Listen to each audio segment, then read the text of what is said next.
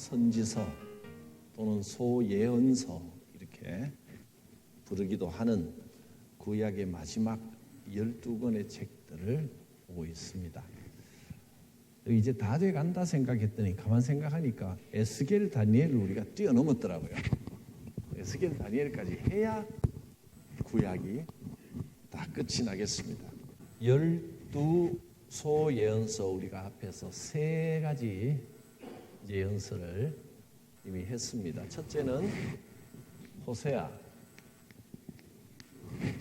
그 다음에 요엘, 그 다음에 아모스, 이렇게 3가지 살펴봤습니다. 오늘은 오바댜. 여기 이름들은 조금 친해지시기 바랍니다. 호세아는 북이스라엘의 예언자입니다. 호세아는 이스라엘 북왕국의 예언자이고, 호세아서의 핵심은 하나님의 인애, 한없는 인애와 사랑으로 우리를 용서하시고 기다리시는 하나님, 하나님의 인애와 용서하시는 사랑. 그래서 내용을 보면 고멜이라고 하는 음녀를 데려다가 호세아와 결혼하라 해서 이제 호세아의 삶을 통하여 주시는 그 말씀이었습니다. 호세아서의 핵심 말씀 한 군데만 보고 지나갈까요? 우리가 하나님의 용서를 받고 인애를 회복하는 방법은 여호와께 돌아가는 겁니다. 호세아 6장 1절, 2절, 3절까지 오라 우리가 여호와께로 돌아가자. 여호와께서 우리를 찢으셨으나 도로 낫게 하실 것이요 우리를 치셨으나 싸매어 주실 것이다. 2절 같이 읽겠습니다. 시작. 여호와께서 이틀 후에 우리를 살리시며 셋째 날에 우리를 일으키시리니 우리가 그의 앞에서 살리라. 하나님이 우리를 용서하시고 다시 살리신다. 3절 같이 보겠습니다. 그러므로 우리가 여호와를 알자. 힘써 여호와를 알자. 그의 나타나심은 새벽빛같이 어김없나니 비와 같이 땅을 적시는 늦은 비와 같이 우리에게 임하시리라 하시니라. 여호와를 아는 것, 그것이 회복의 방법입니다. 여호와를 알자 하는 겁니다.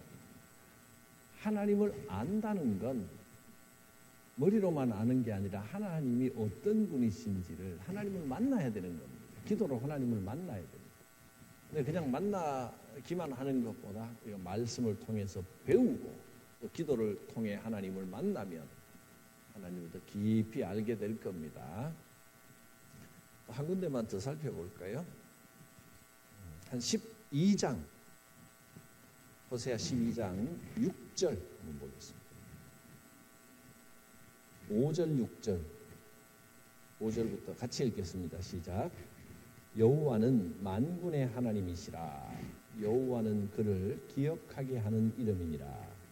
그런즉 너의 하나님께로 돌아와서 인애와 정의를 지키며 항상 너의 하나님을 바랄지어다.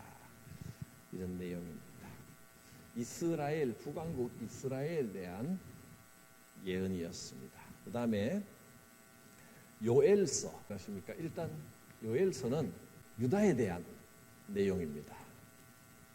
남왕국 유다. 요엘 하면 메뚜기 재앙이죠. 요엘도 한 2군데만 읽겠습니다. 1장 4절.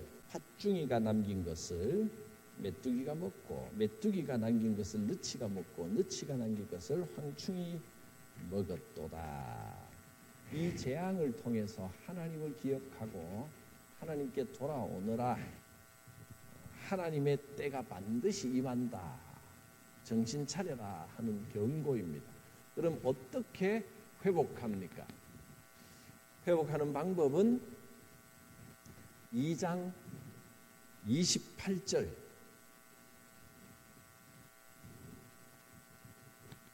여호와의 영이 임하시면 모든 것이 회복됩니다. 2장 28절 시작. 그 후에 내가 내 영을 만민에게 부어주리니 너희 자녀들이 장래일을 말하며 너희 늙은이는 꿈을 꾸며 너희 젊은이는 이상을 볼 것이며. 재앙 이후에 재앙은 재앙으로 끝나는 게 아니라 하나님께 돌아오라는 신호로 보고 하나님께 돌아오면 여호와의 영이 임합니다. 그러면 모든 것이 새로워집니다. 요엘서 아모스는 대상은 역시 이스라엘이긴 한데 그런데 이스라엘이라기보다는 모든 족속들에 대해서 다 나옵니다. 하나님은 모든 족속들의 죄악을 심판하시는 하나님이십니다. 아모스 1장만 보고 지나가겠습니다. 1장 3절 여호와께서 이와 같이 말씀하시되 누구에 대하여? 다메섹에 대하여 즉 아람. 그리고 6절 가사의 죄악. 가사는 블레셋의 수도입니다. 또 9절 두로, 11절 에돔, 13절 암몬, 2장 1절 모압, 그리고 2장 4절에 가면 유다, 2장 6절에 가면 이스라엘. 모든 민족의 죄를 심판하시는 하나님이시다. 그런 내용입니다. 그리고 유명한 구절은 5장 20절입니다. 같이 봅니다. 오직 정의를 물같이 공의를 마르지 않는 강같이 흐르게 할지어다. 정의를 물같이 공의를 하수같이 흐르게 하라. 하나님은 택한 백성만 사랑하시는 하나님이신 줄 알았더니 하나님의 심판의 대상도 모든 민족이고 여호와의 사랑도 모든 민족을 향합니다. 다른 민족들은 하나님을 알지 못하고 하나님을 떠나 있기 때문에 심판을 받는 건데 하나님이 원하시는 것은 이스라엘 백성 민족이라고 무조건 사랑하시는 것이 아니라 북왕국 이스라엘의 하는 모습을 보니까 하나님의 민족으로 택함을 받은 민족이지만 완전히 엇나갑니다. 그래서 정의를 회복하라, 공의를 회복하라 이런 말씀을 주셨습니다. 네 번째까지는 쉬운데 이제 걱정이 12번째까지 가면 이제 12개를 적어 놓으면 아이고 저걸 어떻게 다 뭐 다 이 선지서 예언서들의 내용은 여호와께로 돌아오라는 겁니다. 죄를 지으면 반드시 하나님은 살아계신 하나님이시기 때문에 그냥 넘어가시지 않는다. 죄에는 대가가 따른다. 그래서 하나님께서 경고하실 때 빨리 정신 차리고 돌아와야지 계속 죄악 가운데 있으면 죄악이 깊어질수록 심판도 깊어집니다. 빨리 깨닫고 여호와께로 돌아와야 됩니다. 주로 이제 그런 내용들입니다. 그런데 놀랍게도 하나님께서 경고를 하셨는데 경고를 듣고 이방 민족이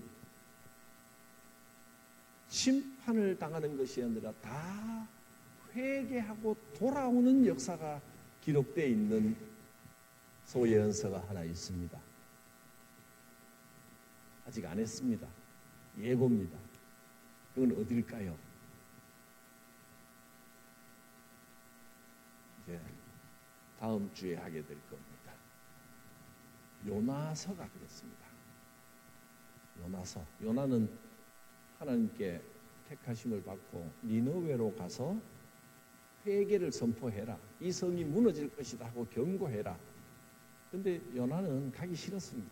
힘들어서 가기 싫은 게 아니고 니느웨가 어디냐 하면 지금 자기 민족을 가장 괴롭히는 아수르라고 하는 나라의 수도입니다. 아시리아의 수도입니다. 그러니까 진짜 싫은 겁니다.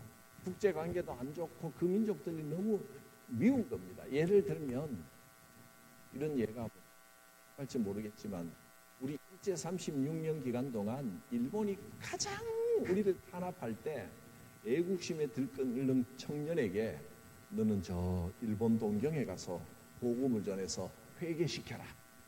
그러니까 이거는 회개해도 싫고 안 해도 싫은 겁니다. 그냥 무너져라 하고 팍 무너지면 좋겠는데 가서 복음을 전하니까 거기는 가기 싫은 겁니다. 하나님 왜 하필 거기입니까? 가기 싫어서 고민하다가 도망가 버렸던 그런 내용 이 다음 주에 보게 될 겁니다. 요나가 아주 흥미진진합니다. 요나는 2번에 걸쳐서 하게 될 겁니다. 자, 오늘은 오바댜. 아직까지는 내가 뭘 배웠는지 아직까지는 그 다음에 요나입니다. 한 5개까지는 기억하기 쉽죠. 요까지만 기억하시면 그 다음에 또 따로 기억하시면 됩니다. 이 정도만 해도 이 선지자들하고 친해지면 복이 있으리라. 선지자들하고 친하게 지내십시오. 하나님의 예언은 반드시 은혜가 있고 능력이 있고 하나님의 말씀은 하나도 남김없이 땅에 떨어짐 없이 약속대로 다 이루어집니다. 예언의 말씀을 마음에 새기면 은혜가 있으리라. 은혜가 있으면 축복이 있으리라. 오바댜입니다. 이제. 오바댜는 다른 민족에 대한 예언입니다.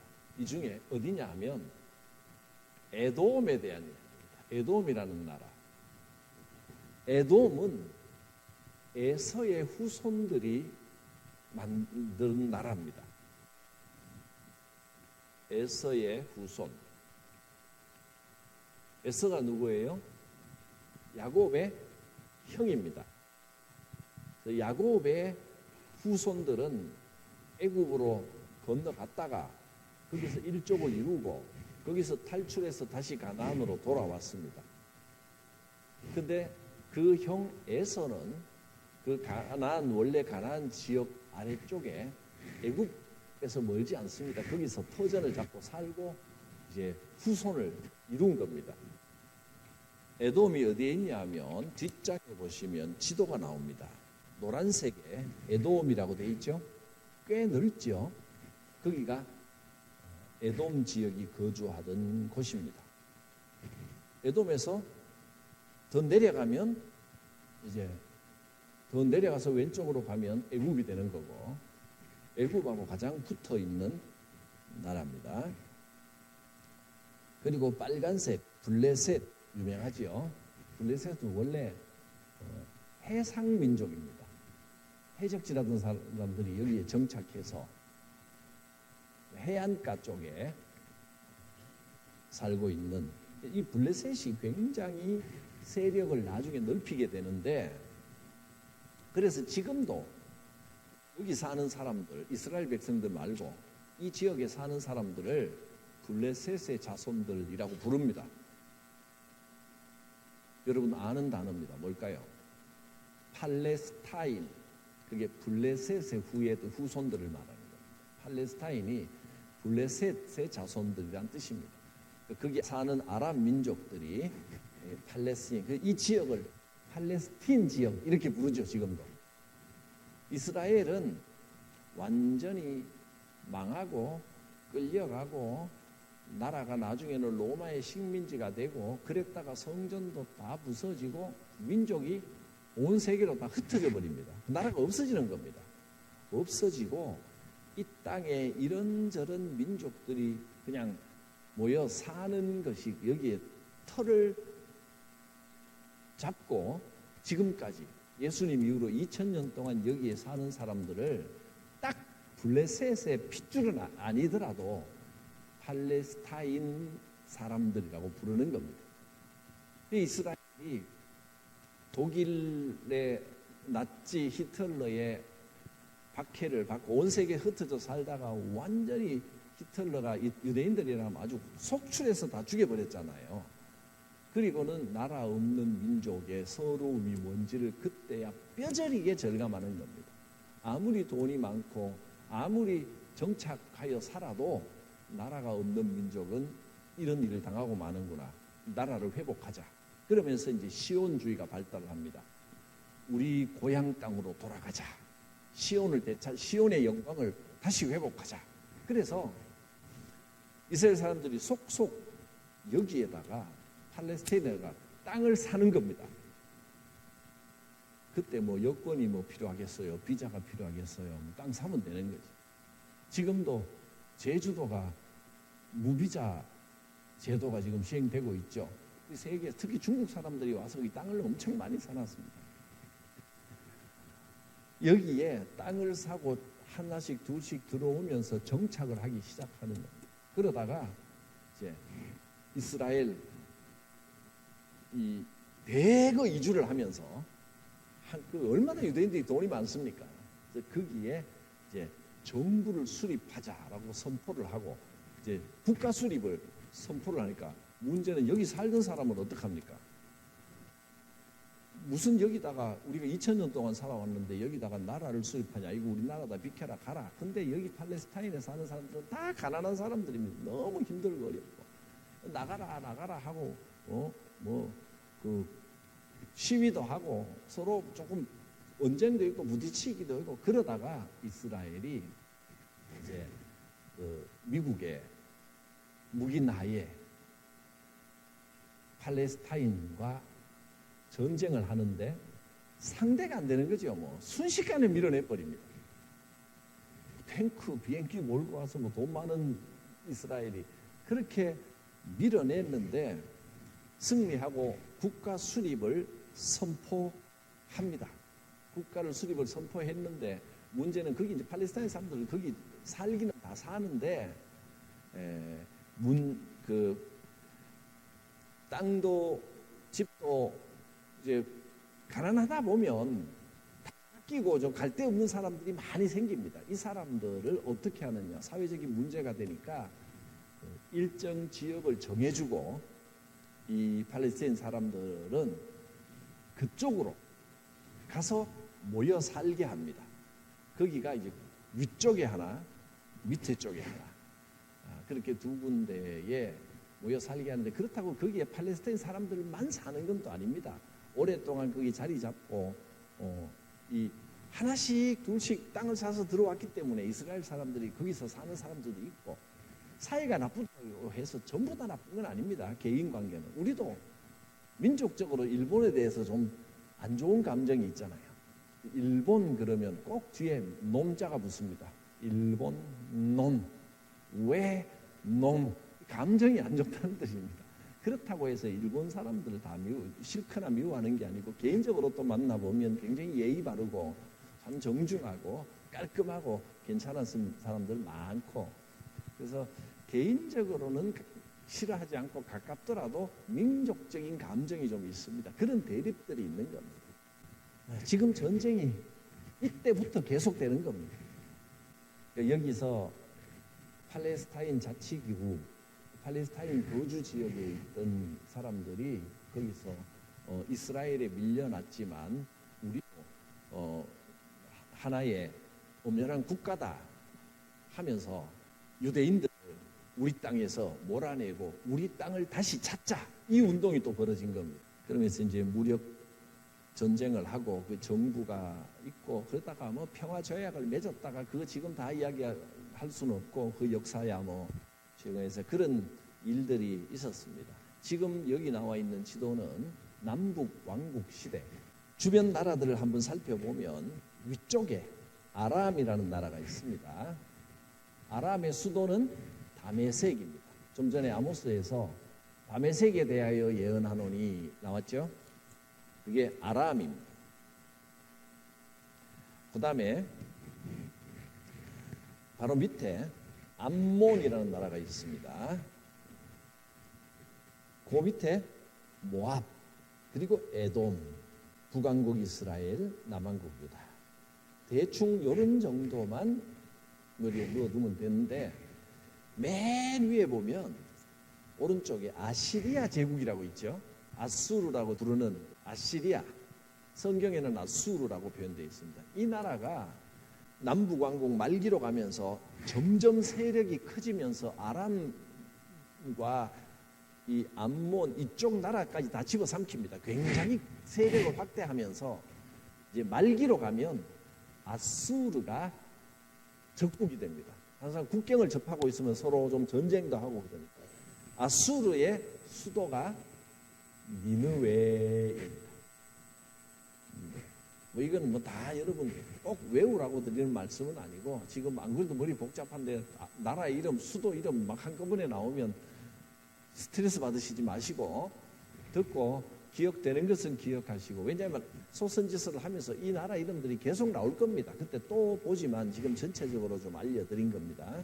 암몬과 모압, 에돔 그 밑에 지도를 보면 이거는 현재 지금 이스라엘이 있는데 약간 분홍색이 이스라엘인데요.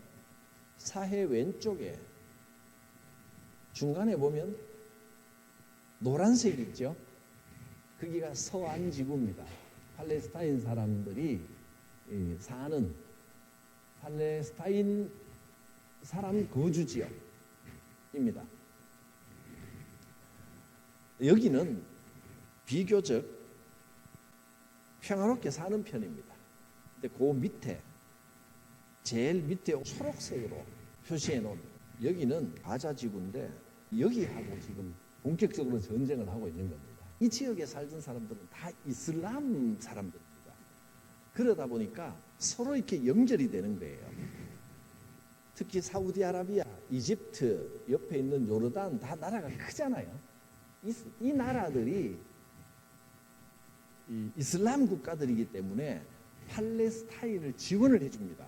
밀어주다가 이스라엘이 돈이 많고 무역도 해야 되고 경제적으로 좀 이득이 되면 이스라엘 편을 좀 들었다. 아니 편든다기보다는 나는 이 팔레스타인 문제, 가자지구 문제에 개입하지 않겠습니다. 손을 떼겠습니다. 그러면 자기들끼리 싸우다가 또 이스라엘하고 사이가 좀 멀어지면 우리는 팔레스타인 사람들을 지원합니다. 뭐 이러다가 이거 여기뿐이 아니라 이란도 마찬가지입니다. 근데 또 복잡한 게 있는 게 이슬람교라고 해서 다 똑같은 이슬람교가 아니고 거기 또 파가 또 따로 있습니다. 그래서 이 역학관계가 되게 복잡합니다. 그거 하려면 또 중동 정세를 또 한 시간 해야 되는데 지금은 성경을 보는 때이기 때문에 그 상세하게 보지는 않겠습니다. 요르단이 있고요. 요르단의 수도가 지금 암만이라고 하는 것입니다. 암몬에서 이름이 좀 바뀌었죠. 암만. 그리고 시리아 지역도 하여튼 여기가 분쟁이 많고 꼭 보면 나라가 나누어졌던 것도 그렇지만 고대로부터 지금까지 땅 따먹기가 많고 분쟁이 많고 열강들의 세계 열국들의 중간에 끼어가지고 굉장히 좀 국제 정세가 복잡한 그런 땅입니다. 여기 사는 사람들은 돈이 많습니다. 특히 사우디아라비아 같은 데는 여러분 근데 가보면 또 다 부자는 아닌 것 같아요. 빈부격차가 엄청납니다. 왜냐하면 기름이 나니까 산유국이라서 석유가 발견되고 난 다음에는 여기가 아주 떼부자들이 돼버렸습니다. 자, 대충 뭐 이렇게 생겼는데 밑에 에돔 위에 지도 보면 에돔 제일 밑에 별표를 하고 페트라라고 되어 있죠. 페트라. 여러분이 이집트 예루살렘 성지순례를 가면 주로 제일 먼저 가는 데가 페트라입니다. 이집트를 거쳐서 페트라로 들어갔던 것 같네요. 보통 이집트로 비행기 타고 가서 이집트에 있다는 지금 이집트 땅에 있다는 시내산 올라가서 컵라면 먹고 거기 또 한국 컵라면 팝니다. 우리 지금은 얼마나 하는지 모르겠어요. 내가 거기 가봤을 그때 시내산 꼭대기에서 컵라면 하나에 얼마 했더라 그때? 우리 돈으로 환산하니까 한 5천 원 넘었던 것 같은데. 그래도 꼭대기에 그게 물 끓여서 해주는 게 어딥니까? 다리 아픈 사람은 힘들다고 그러면 그 사람이 낙타 타고 올라가고, 그래서 시내산 구경하고 새벽같이 올라가서 거기 이제 꼭대기에 가가지고 해 뜨는 거, 시내산 일출을 봅니다. 또 한국 사람들은 꼭 거기 가면 또 이렇게 경건하게 찬송한 거, 아침 해가 돋을 때 또 같이 부르고, 그리고 이제 내려 가는 곳이 이 페트라입니다. 페트라는 어디서 많이 들어본 이름 같지 않습니까? 예수님 제자 중에 누구 이름하고 비슷해요? 베드로, 페트라 비슷하죠? 베드로라는 이름이 무슨 뜻입니까? 너는 반석이라. 원래 베드로 이름이 시몬인데 너는 앞으로 베드로라 부를 것이다. 네가 교회의 반석이 될 것이기 때문이다. 반석이라는 뜻입니다. 돌입니다. 바위. 베드로라는 뜻이 든든한 바위라는 뜻입니다. 이름 좋죠? 바위 같은 신앙인이 돼야 됩니다. 활짝 피는, 아름답게 피는, 열정적으로 봉사하고 아름답게 섬기는 꽃도 좋지만 한번 활짝 피었다가 또 금방 시들어버리고 겨울이 지나도록 잠잠하다가 봄이 와야 한번 확 폈다가 또 지어버리고, 그러면 열심히 하다가 어느 날 보면 어디 갔니? 안 나와. 그러다 전화하고 침방 가고 하면 목사님 다시 나갈게요. 또 와서 확 하다가 또 좀 하고 또 안 보여. 그런 것보다는 뿌리 깊은 나무가 되어서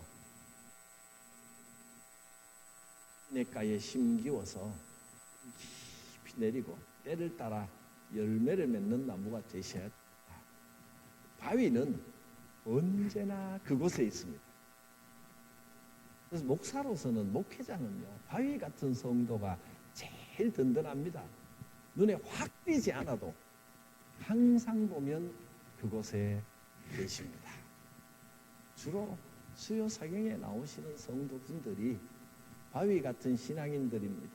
새벽 기도도 눈에 띄는 분도 막 열정적으로 와서 뜨겁게 저를 위해 기도해 주면 감사하죠. 고맙죠. 그런데 그것도 고맙지만 훨씬 더 고마운 건 항상 주로 이제 앉던 자리에 앉습니다. 보통 분들은 항상 그 자리에 또 말씀 전하면 할렐루야 아멘 하면 하는 분도 고맙지만, 할렐루야 하다가 이제 기대를 좀 하고 보면 어느 날 또 안 보여.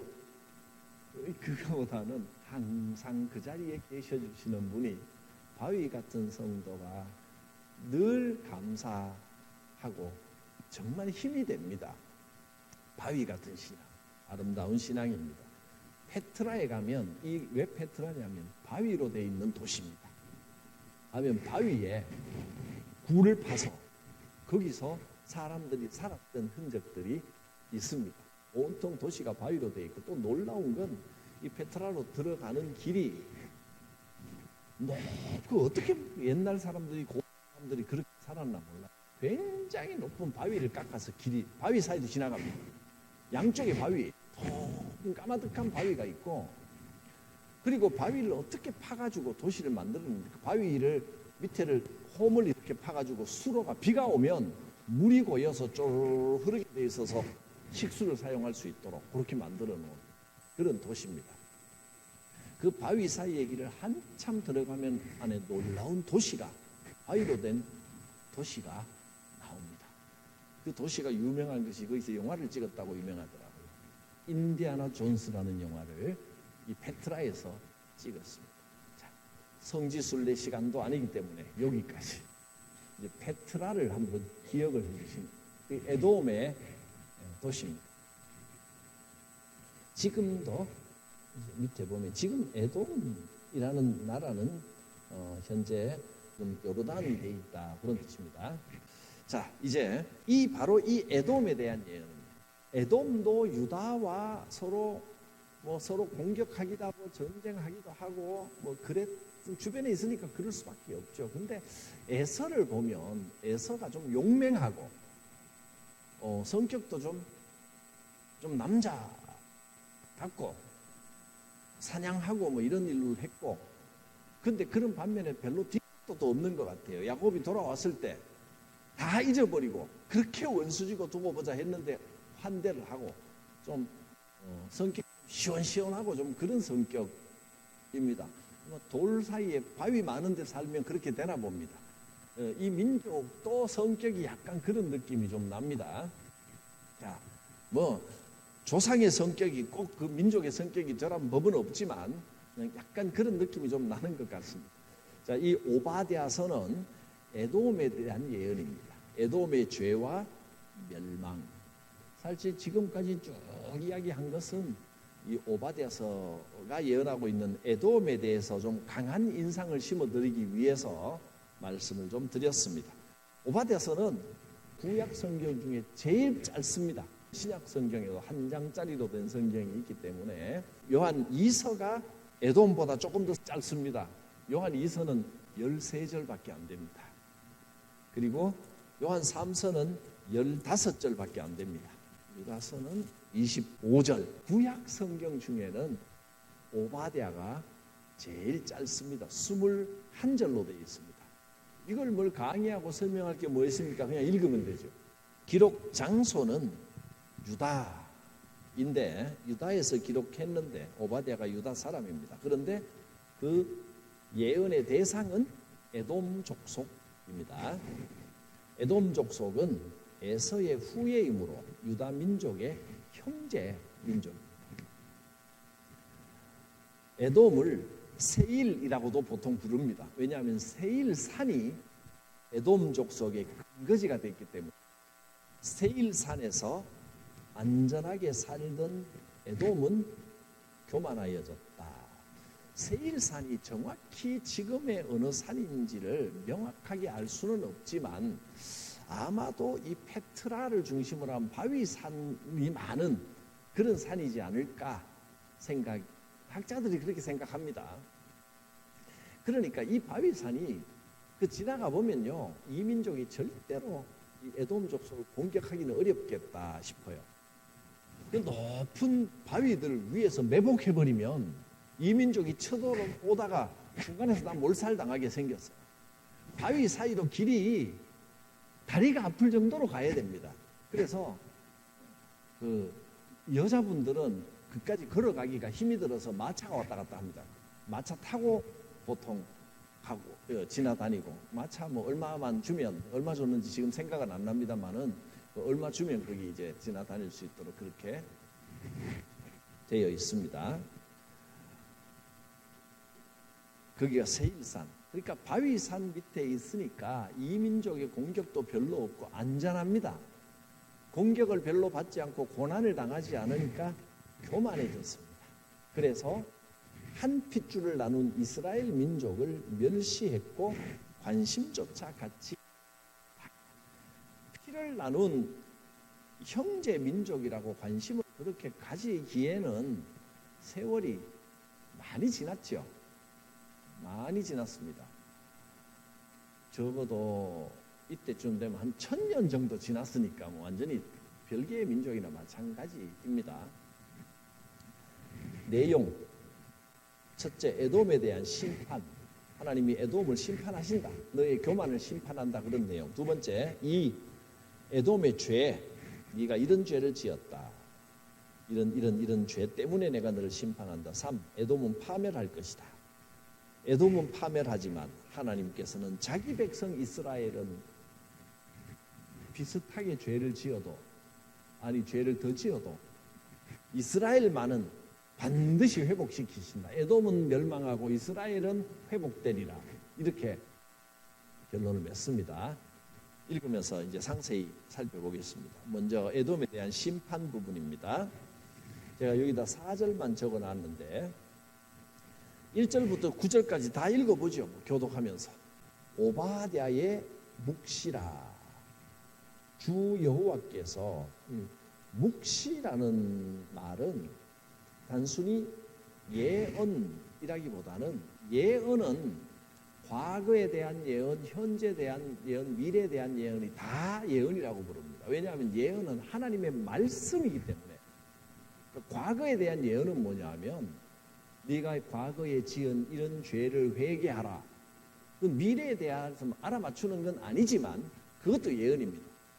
현재 네가 지금 죄 가운데 있으니까 회개하고 돌아오너라. 그건 현재에 대한 예언입니다.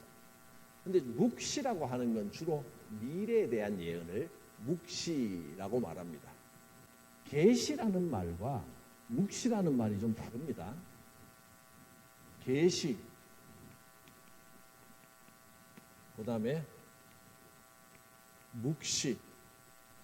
계시라는 말은 의미가 뭘까요?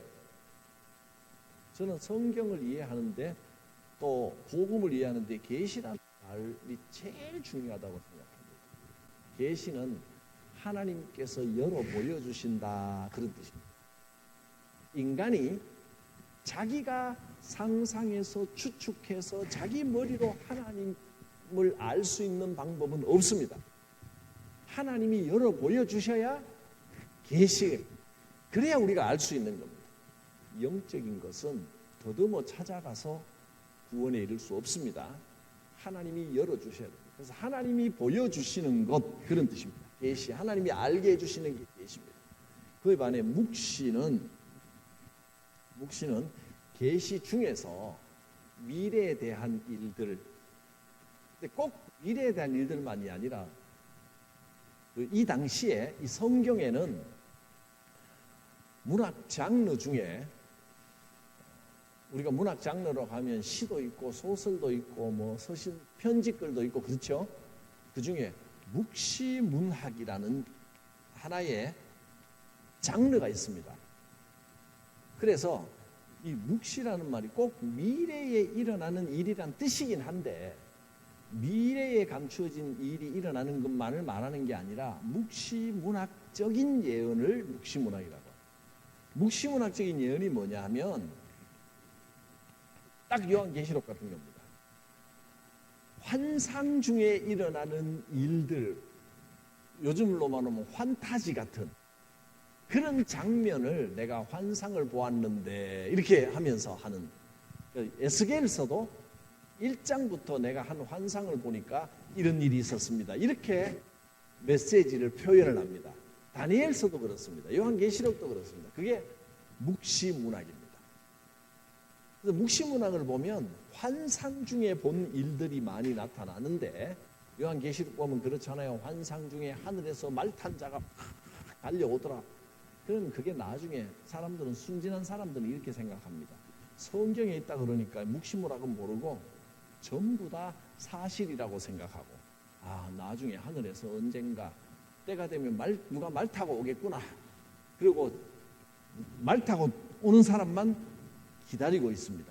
그런데 성경은 그렇게만 보면 안 되고, 말 탄 자가 온다라는 것이 비유라는 걸 알아야 됩니다. 그게 무슨 의미인지, 그리고 그게 반드시 미래에 일어날 일만을 말하는 게 아니고 우리 인생에 일어나고 있는 일들에 대한 비유입니다.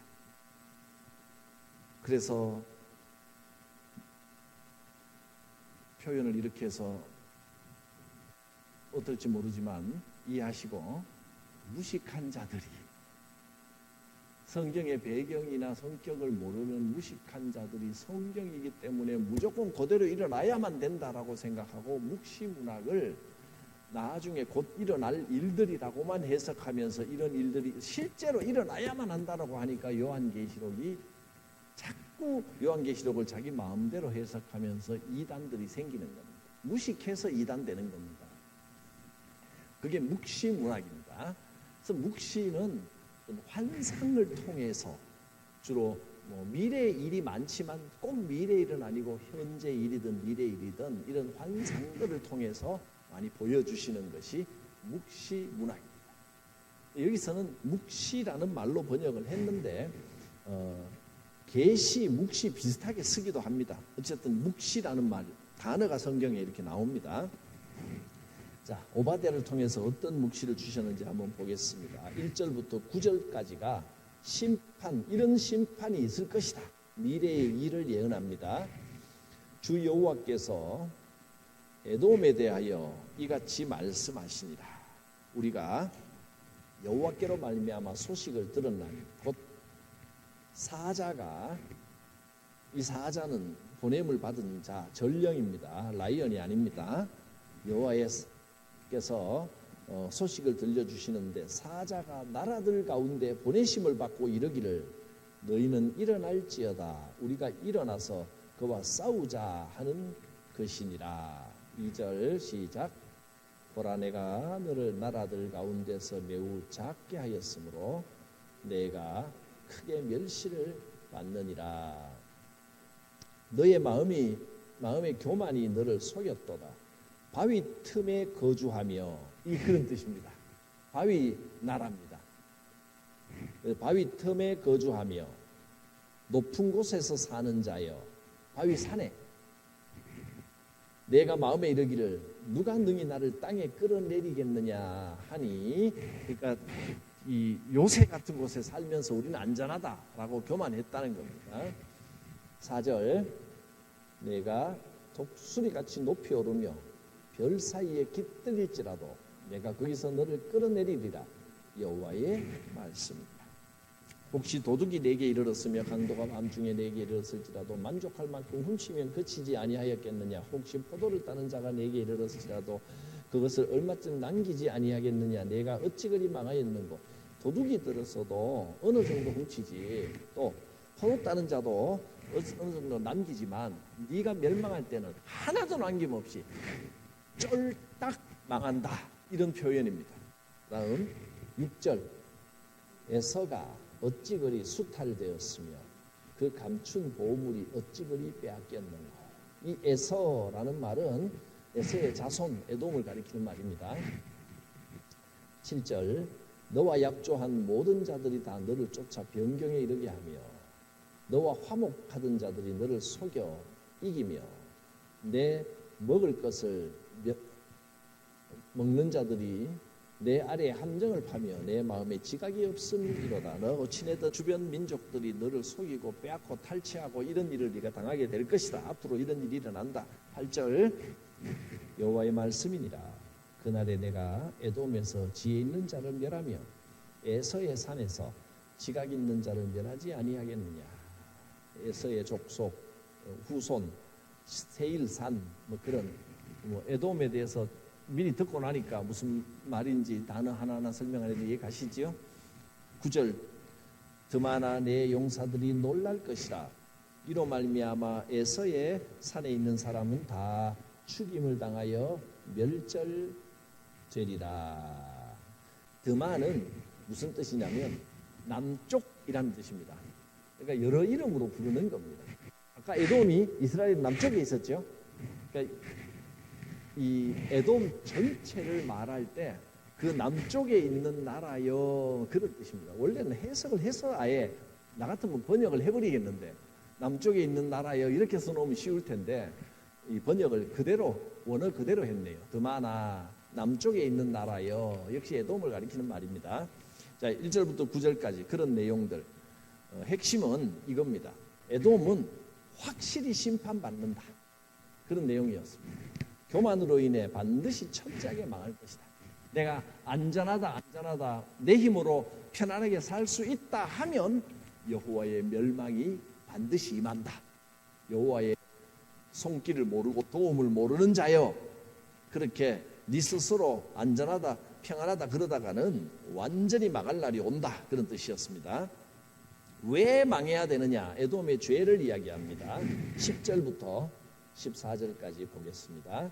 내가 내 형제 야곱에게 행한 포악으로 말미암아 부끄러움을 당하고 영원히 멸절되리라. 이건 진짜 그 야곱이라는 한 사람을 말하는 게 아니고 이스라엘 민족에게 행한 것으로 말미암아 멸절되리라, 그 말입니다. 11절 내가 멀리 섰던 날 곧 이방인이 그의 재물을 빼앗아가며 외국인이 그의 성문에 들어가서 예루살렘을 얻기 위하여 제비 뽑는 날에 너도 그들 중 한 사람 같았느니라.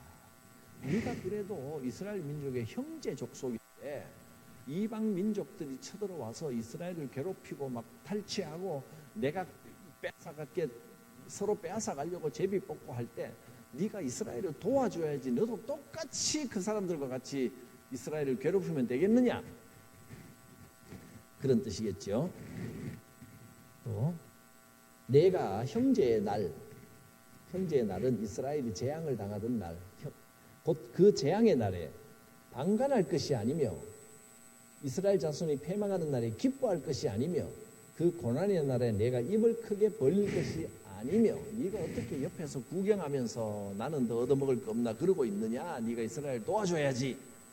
그런 뜻. 13절 내 백성이 환난을 당하는 날에 내가 그 성문에 들어가지 않을 것이며 환난을 당하는 날에 내가 그 고난을 방관하지 않을 것이며 환난을 당하는 날에 내가 그 재물에 손을 대지 아니할 것이며 24절까지 보고 내 거리에 서서 그 도망하는 자를 막지 않을 것이며 고난의 날에 그 남은 자를 원수에게 넘기지 않을 것이니라. 이 표현이 조금 애매한데 이런 뜻입니다.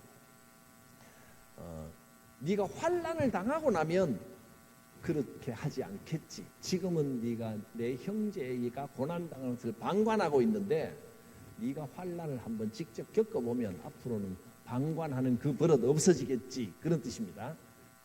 에돔의 죄는 첫째, 우애가 없습니다. 이방인들이랑 똑같이 야곱 족속에 대해서 포악을 행했습니다. 두 번째, 무관심. 재앙을 당하는 날에 야곱이 재앙을 당하는 날에 방관했습니다. 세 번째, 내 백성이 환난 당하는 날에 이스라엘 민족이 환난을 당할 때 방관하고 재물에 손대고 뺏고 원수에게 넘기고 그랬다는 말입니다. 앞으로는 그렇게 되지 않겠지라는 식으로 표현을 했습니다. 그다음에 3번 에돔이 파멸합니다. 15, 16 두 절입니다. 여호와께서 만국을 벌할 날이 가까웠나니 내가 행한 대로 너도 받을 것인즉 내가 행한 것이 내 머리로 돌아갈 것이라. 16절 시작. 내가 내 성산에서 마신 것 같이 만국인이 항상 마시리니 곧 마시고 삼켜서 본래 없던 것 같이 되리라. 여호와께서 만국을 벌하실 때 너는 이스라엘 족속을 방관하고 이스라엘을 괴롭히고 뺏었기 때문에 이스라엘 범위로 여호와의 은혜를 받는 것이 아니라 네가 이스라엘 괴롭혔듯이 다른 이방인들하고 이방인 취급받으며 똑같이 고난당하고 멸망당하게 될 것이다. 그런 말. 17절부터 마지막까지는요. 에돔은 이렇게 망할 것이지만 하나님의 백성 이스라엘 야곱은 하나님께서 회복시키신다. 피할 곳이 있다. 그런 내용입니다. 한번 보겠습니다. 17절 제가 읽겠습니다. 오직 시온산에서 피할 자가 있으리니 그 산이 거룩할 것이요. 시온산은 거룩한 산인데 세일산이 에돔의 상징이라면 시온산은 유다 나라의 상징입니다. 시온산에서 피할 자가 있으리니 그 산이 거룩할 것이요 야곱 족속은 자기 기업을 누릴 것이라. 18절 야곱 족속은 불이 될 것이며 요셉 족속은 불꽃이 될 것이요 에서 족속은 지푸라기가 될 것이라. 그들 위에 붙어서 그들을 불사를 것인즉 에서 족속에 남은 자가 없으리니 여호와께서 말씀하셨습니다. 야곱 족속은 불이 될 것이다. 활짝 피어오를 것이다. 그 아들 요셉 족속은 불꽃이 될 것이다. 반복해서 하는 말이 약간 시적으로 표현하는 겁니다. 여러분은 불이 될 것이요 여러분 자녀들은 불꽃이 되는 축복이 있기를 바랍니다. 19절 그들이 네겝과 에서의 산과 평지와 블레셋을 얻을 것이요 이 주변의 좋은 땅들은 다 유다의 것이 될 것이다. 그들이 에브라임의 들과 사마리아의 들을 얻을 것이며 베냐민은 길라앗을 얻을 것이며 20절 사로잡혔던 이스라엘의 많은 자손은 가나안 사람에게 속한 이 땅을 사르밧까지 얻을 것이며 예루살렘에서 사로잡혔던 자들 곧 스바라스에 있는 자들은 네겝의 성읍들을 얻을 것이니라. 21절 같이 보겠습니다. 구원받은 자들이 시온산에 올라와서 에서의 산을 심판하리니 나라가 여호와께 속하리라. 오바댜 책 하나를 우리가 전체를 한 권을 다 읽었습니다. 오늘 마지막 제일 밑에 적어놓은 말씀 읽고 오늘 말씀을 마치겠습니다. 야곱 족속은 하나님께서 지키셔서 결국 승하게 하신다. 여러분은 영적으로 야곱 족속이 되셨습니다. 반드시 회복시키실 것입니다. 이스라엘 백성들도 역사 가운데 하나님의 백성이었지만 많은 고난을 당했습니다. 그것이 죄악으로 인한 고난일 수도 있고 연단 때문에 받는 고난일 수도 있습니다. 그러나 분명한 것은 여호와께서 때가 되면 그 모든 고난에서 회복시키신다는 사실입니다. 기도합니다. 살아계신 하나님, 오바댜 선지자의 예언을 통하여 에돔을 향한 예언과 이스라엘 향한 예언으로 우리 자신의 삶을 돌아보며 우리에게 주시는 은혜와 또 경고의 말씀과 축복을 묵상했습니다. 약속의 백성으로 하나님을 깨닫고 여호와와 동행하는 삶이 되게 하여 주시옵소서. 예수님의 이름으로 기도드립니다. 아멘. 하나님의 크신 사랑하심과 구주 예수 그리스도의 구원의 은혜와 성령님의 감동하심, 깨닫게 하심, 이 성도들 가운데 충만히 임하시기를 축원하옵나이다. 아멘.